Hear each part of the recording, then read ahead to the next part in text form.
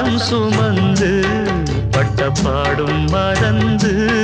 பிள்ளை செல்வம் பிறக்க அள்ளி கையில் எடுக்க